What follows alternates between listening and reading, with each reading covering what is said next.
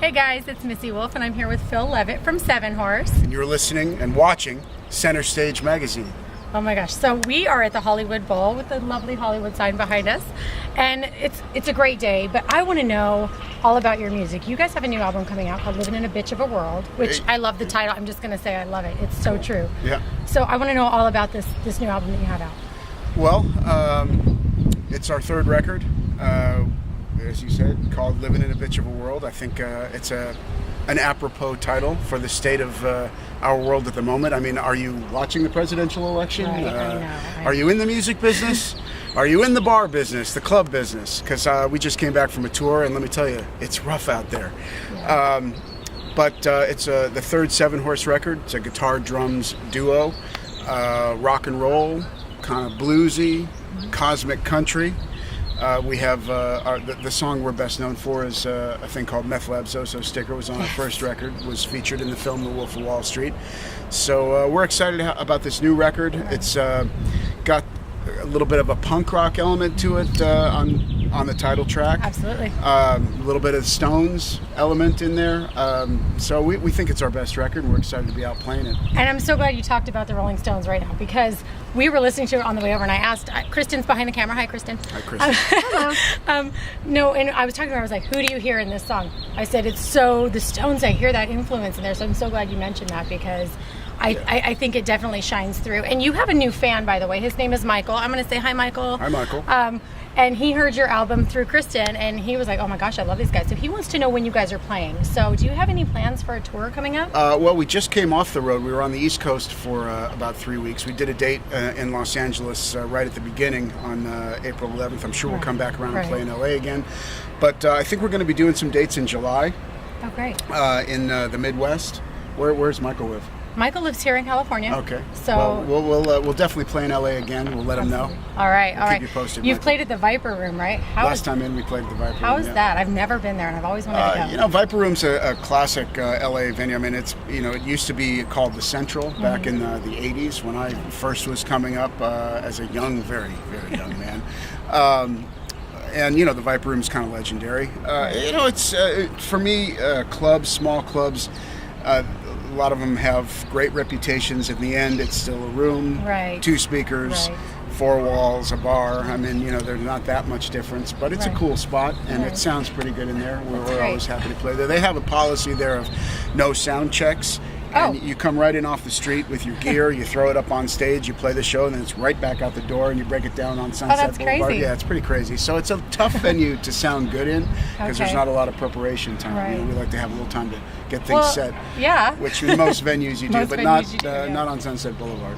Oh, wow, that's interesting. That's interesting. Now, you also have Staying Alive on this album. Yeah. And I want to know whose idea it was to record that. It was, to be perfectly honest with you, we have a company that does sync licensing. They play songs on television and in film. Oh, okay. And one of the guys there said, you guys ought to take a Bee Gees track and turn it on its head, like Staying Alive. And we thought, all right, well, if they think, that's a good idea, we'll give it a shot. So we went into a studio here in Echo Park called the Station House, and spent a day working on it. And we really had some problems finding our way into it. We worked it up all kinds of different ways.